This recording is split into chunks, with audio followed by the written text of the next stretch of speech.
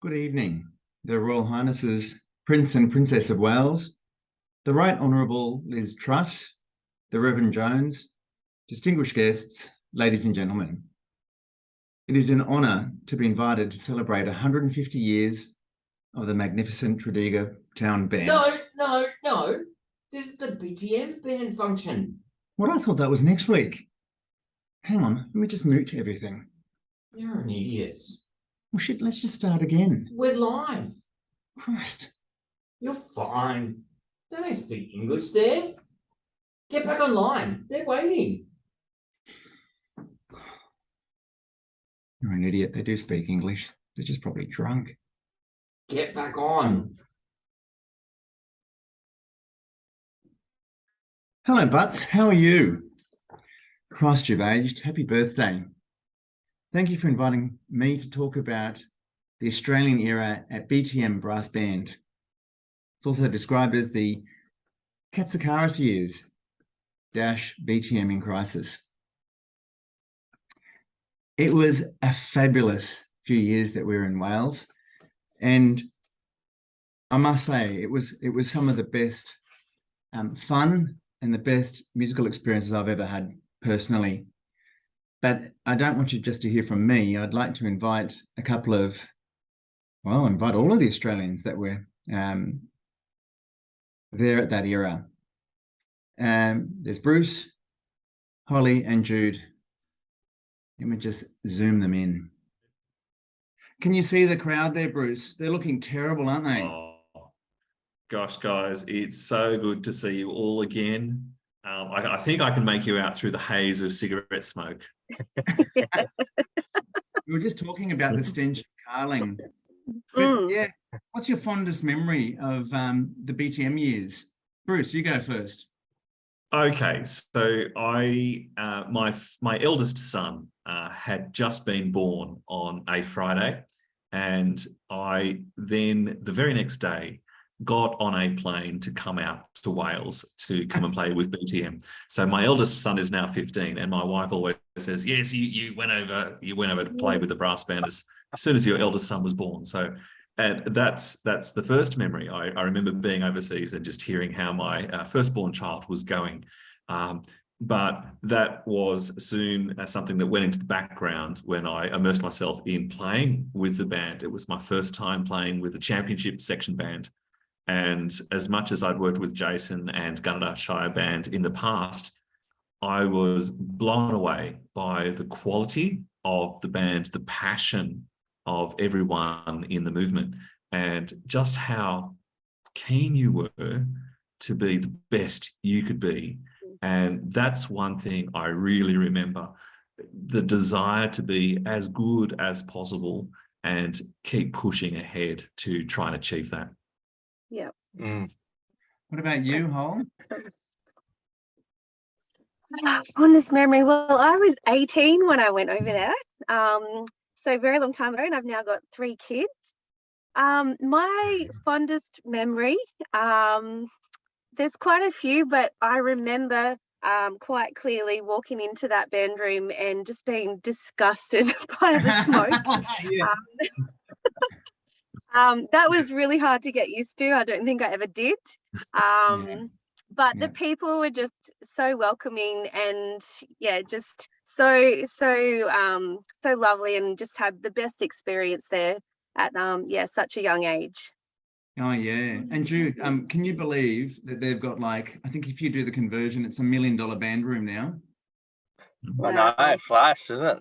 And new roller door there I see even on the back of your screen, Jason.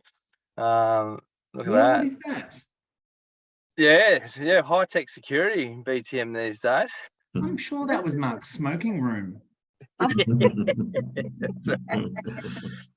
just remember the first time I walked into that band room was going up the red carpet. It was like a fashion show, and you turn right. It was.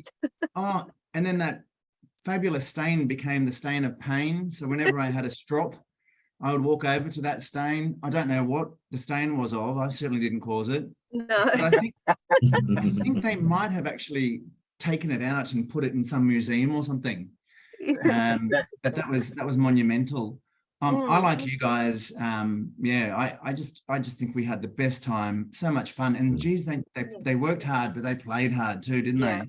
Yeah, Absolutely. Yeah. absolutely. They did play really hard. I do have two memories. The first one was the bus trip to the championships at Cambridge, and just being chatted to by a police officer because there'd been reports of heavy drinking on the bus. Oh, And the police officer had to have a bit of a chat with the band members about their behaviour on the bus. And I also remember one of the after parties at the band hall, and just the mess post the party. And I was just like, this is incredible, all this stuff. And I filmed it. And I think I put it up online, and no one batted an eyelid. In fact, someone even commented, yeah, that's really normal. Nothing to see here, move on. Yeah. So really worked hard and played hard. And it was a really memorable part of my life, and a really important part of my growth as a musician. I really valued it. Absolutely. Yeah, whether it was a Blackpool or a Pontins trip, were incredibly fun trips, as you say. A lot of work, really quality band with some really quality performances that certainly I think all of us would remember for forever. But certainly lots and lots of memories of hanging out with all the guys there that were so welcoming. For me, so far as performance goes, I think for me, the opportunity to come back after returning home to Australia and coming back for the Nationals was an absolute highlight. And to be able to play at Royal Albert Hall with such a quality band and to put on such a quality performance was just, certainly a memory for me. Music for Battle Creek that I'll certainly never forget.